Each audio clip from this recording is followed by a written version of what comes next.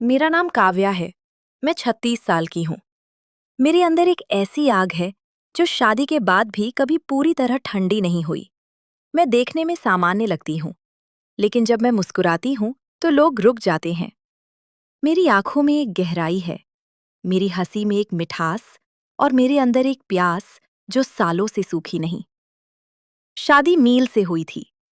नील 32 साल का है, सॉफ्टवेयर इंजीनियर, एक अच्छा इंसान। लेकिन उसका काम उसे हर महीने 20 से 2 दिन बाहर रखता है। अमेरिका, यूरोप, सिंगापुर, कहीं भी। जब घर आता है तो थकान के मारे सो जाता है। उसकी बाहों में वो पुरानी गर्माहट अब कम हो गई थी। मैं तरसती थी किसी की मजबूत गोद का, किसी की आवाज का जो कहे, काव्या, मैं हूं ना। हमारा घर बड़ा है, 3 मंजिला। नील के माता पिता गुजर चुके हैं। घर में अब सिर्फ मैं, नील और उसका चचेरा भाई साहिल रहता है। साहिल 35 साल का है, विधुर। उसकी पत्नी 3 साल पहले एक एक्सीडेंट में चली गई थी। साहिल रिटायर्ड एथलीट है, क्रिकेट खेला था, अब फिटनेस ट्रेनर है। लंबा कद, चौड़ी छाती, काली घनी दाढ़ी और आंखें ऐसी कि बात करते वक्त लगता है वो दिल तक देख रहा है। वो हमारे घर के ऊपरी हिस्से में रहता है। नील ने कहा था, काव्या, साहिल अकेला है, घर बड़ा है, रहने दो, वो परिवार जैसा है। मैंने हामी भरी थी। शुरुआत में सब नॉर्मल था। वो मुझे भाभी कहता, मैं उसे साहिल भाई। लेकिन नील के बाहर रहने से हम दोनों ज्यादातर अकेले रह जाते। एक शाम बहुत गर्मी थी। मैं किचन में नींबू पानी बना रही थी। साहिल नीचे आया, सिर्फ ट्रैक पट और स्लीवलेस टी शर्ट में। पसीना उसकी बाहों पर चमक रहा था। बोला, भाभी, एक गिलास दे दो ना, गला जल रहा है। मैंने गिलास बढ़ाया। मेरा हाथ कांप गया। गिलास उसके हाथ से छूटा और पूरा पानी उसकी टी शर्ट पर गिर गया। मैंने तुरंत कपड़े से पोंछना शुरू किया। मेरा हाथ उसकी छाती पर रुक गया। उसकी धड़कन तेज थी। वो मेरी आंखों में देखता रहा। धीरे से बोला, भाभी, तुम्हारा हाथ ठंडा है या मुझे ही आग लग रही है? मैं शर्मा गई। हाथ हटा लिया, लेकिन वो पल मेरे दिमाग में घूमता रहा। उसके बाद उसकी नजरें बदल गईं। कभी सुबह कॉफी बनाते वक्त मेरे पीछे खड़ा हो जाता, मेरी कमर के पास हाथ रख देता। कभी शाम को टेरेस पर बैठे बैठे मेरी कंधे पर हाथ रखकर कहता, भाभी, तुम थक गई हो लगती हो। मैं रोकती नहीं थी, क्योंकि अंदर से मैं तरस रही थी। नील की कमी मुझे हर रात सता रही थी। फिर एक रात आई। नील फिर से 2 हफ्ते के लिए लंदन चला गया था। बाहर तेज बारिश हो रही थी।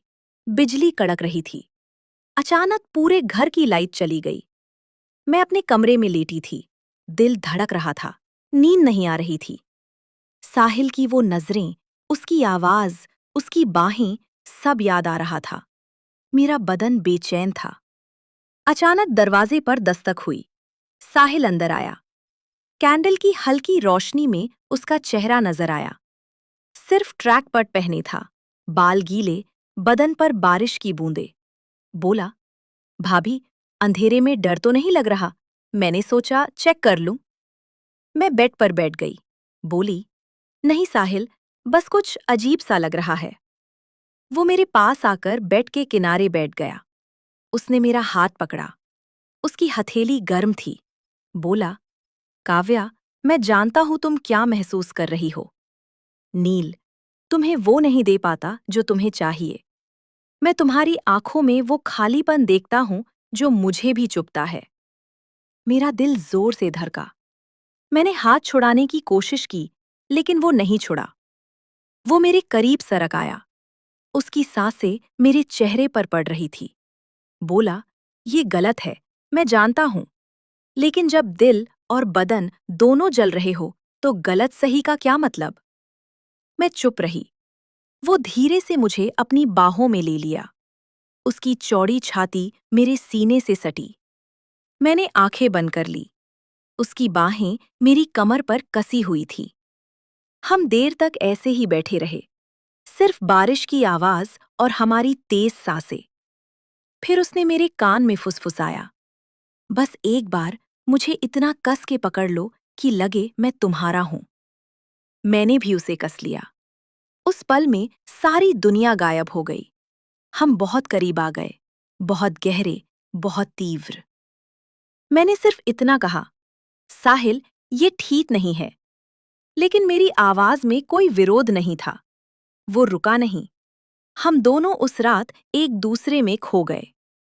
उस रात के बाद हम दोनों एक दूसरे से दूर नहीं रह पाए। जब नील बाहर होता, साहिल मेरे पास आ जाता। कभी किचन में, कभी टेरेस पर, कभी शाम को लिविंग रूम में। वो मुझे अपनी बाहों में भर लेता। मैं उसके सीने से लग कर रह जाती। उसकी गर्म सांसें मेरी गर्दन पर पड़ती तो मेरा बदन कांप उठता। हम बातें करते, उसकी बीती जिंदगी, मेरी अकेली रातें, वो प्यास जो दोनों को सता रही थी। एक दिन नील फिर से 12 दिन के लिए दुबई चला गया। शाम